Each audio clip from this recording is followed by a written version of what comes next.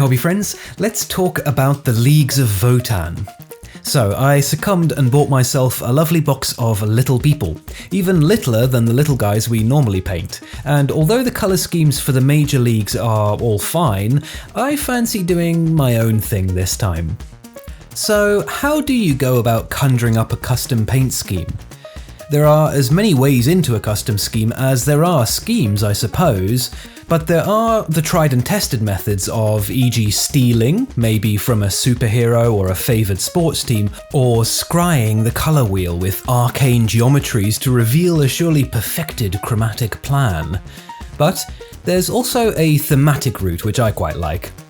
All this goes on in my head, so do bear with me, but let's take the ideas behind the VOTANN for a little walk and see where we end up. So, according to my slim tome here, these chaps are prospectors, frontiers folk, miners and labourers. They dig things up and they make them hot and then they hit them until they have something that's more valuable than what they started out with, and since this is Warhammer 40k, inevitably more deadly as well. Workers is the term that occurred to me, as in builders, smiths, those sorts of things. The current vogue in practical fashion, at least here in the UK, is high-vis oranges and yellows, but I wasn't really feeling that, and there's already an orange-flavoured league anyway. That frontier feel that these guys have, though, put a little American vibe in the back of my mind, and that reminded me that before they became the trouser de rigueur, jeans were working clothes, hard-wearing, practical garb. Sorted then, blue it is. And that's what you've been watching me do, bluing up my little Einherr champion, starting with a muddy, chromatic blackish colour mixed from Prussian blue and red oxide for my first shadow layer, and then building up slowly, adding more of that Prussian blue, a little turquoise to up the value and weight without losing saturation, and finally adding white. We'll be coming back to that white later. It's a benefit of taking your colour scheme from some already extant thing out there. You can let the genes make the decisions for you. Likewise, if you've chosen a piece of artwork or an animal or whatever, look at what colours the natural world or common items have put together already and build from there. A quick pass on the head to lay in a basic Caucasian skin tone, and we are ready for the brushwork to begin. We're wasting no time here, straight in with the secondary colour of the scheme. Now, looking at most jeans, the stitching is a darkish yellow colour, and that is definitely my kicking off point here. But maybe it's because I still have the high-vis orange jackets of road workers in my head, or maybe it's because I think yellow is a little bit insipid for a big hulking brute like our champion here, but I decided to push that yellow around a little into the orange side of the colour wheel. And what do you know, we've also ended up with a traditional complementary scheme. Traditional in the sense that it is from the RBY colour wheel as opposed to the CMY colour wheel. Genes also teach us a little bit about colour composition as well. That light, high-value yellow stitching really pops against the heavy blue, and as such, it's applied sparingly. There's a technical term for when you use heavy colours as your accent and lighter or zingier colours as your ground, dissonant colour schemes. Mind you, the terminology starts getting a little blurry out here, and anyway, we're at risk of falling into the theory hole, so let's focus on getting our metal bits done next. I'm going with bronze here, starting with a nice, rich, decayed metal from Scale 75's Metallics range. Bronze will keep everything in that orange portion of the spectrum for us. I hummed and hawed a little before settling on a natural cream white colour for the little big man's tassel. It keeps things realistic, has a high value for some back-of-the-mini focal interest, and it's hanging around the same corner of the colour wheel as our main accent colour in terms of hue anyway. With white on the palette already, I took the opportunity to block the blade in white as well. I did this because I thought I was going to be painting it yellow, but we'll get onto that later. A few bits of silver based next with more of Scale 75's paints, and we have all the major colour blocks in now. It's a good opportunity to take a look at what you have and make some final decisions with regards to your scheme. Luckily for me, I was pretty happy with what I had, so it was time to move on. I threw some colours on the base, mixing a cool purple stone colour with the green base cover, and then building out those tones to more natural greens and greys, and then it was time to get those edges up to scratch. I'm using deliberately pretty scratchy brush strokes here because we're working towards a nicely roughed up look on this guy. While I was here, I also decided I just wanted a tiny bit of variation in the blue on the gun shield thing and the little power blob sticking precariously out of his back. Seriously, how would you sit comfortably in your Hecaton meta breaker with those things sticking out? This is just a gentle filter of the same Prussian blue I've been using as the base for all of the blues in this, which will add that little bit of tonal variation I'm looking for. I take this opportunity to start the black lining process as well, so I can start to see the mini a little more clearly. I harp on about this all the time, but this separation of elements does so much for your minis. Note as well that the edge highlight colour has shifted from the top to the bottom of the mini.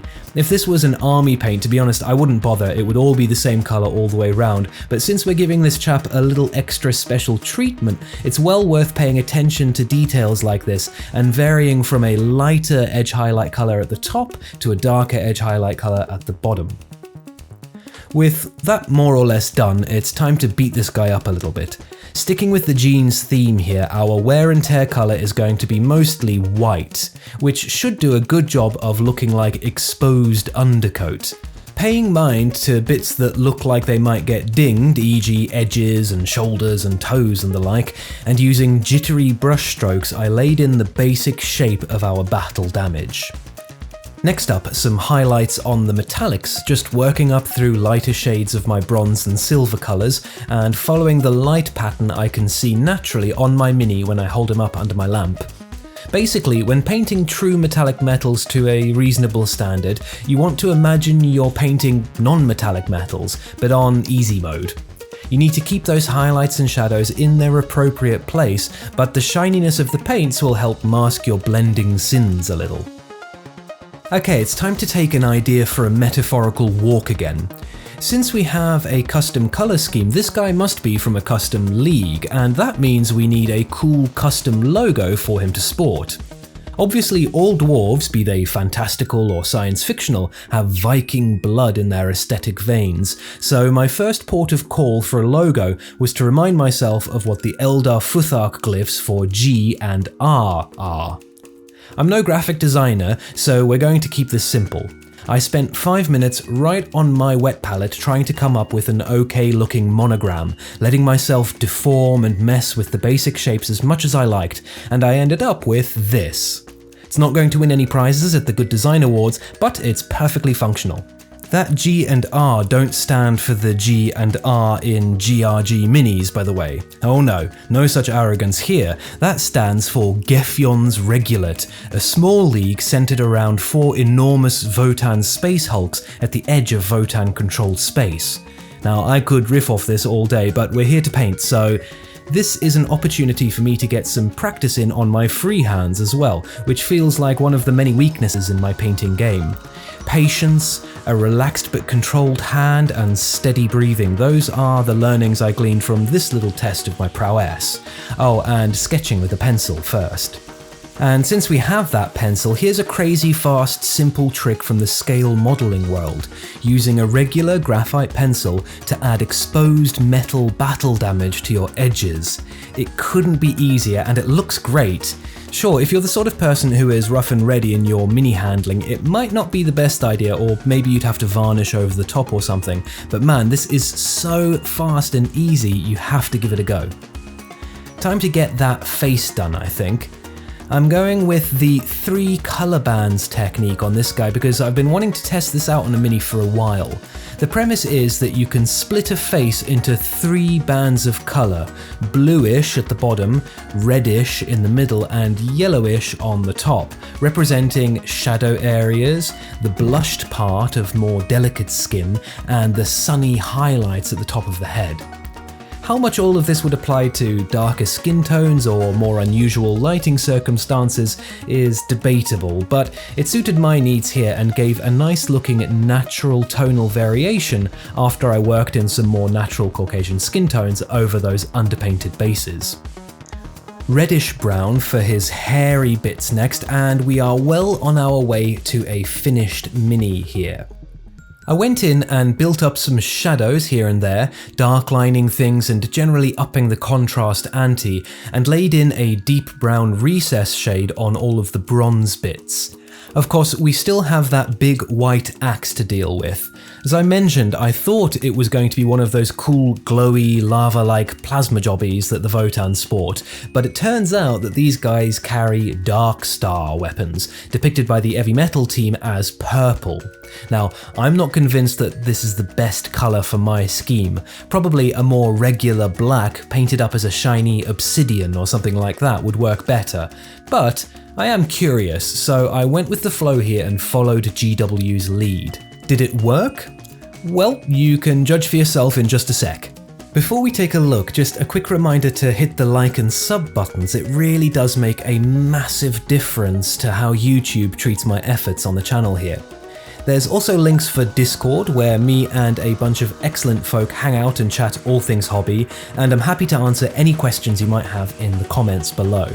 Lastly, if you like what I'm up to here on GRG Miniatures, consider grabbing me a coffee with the super like button below, or joining the hallowed halls of most amazing fellows over on Patreon. Okie dokes, here he is. I really wanted to get back to basics on this guy, keeping it to acrylics and the usual layering and highlighting techniques associated with Warhammer painting. I'm pretty happy with this guy as a poster child for the Gefion Regulate, but more importantly, what do you think? Are you playing with any ideas for your own league? Let me know in the down below and I'll catch you guys next week for some more blue, but of a very different nature.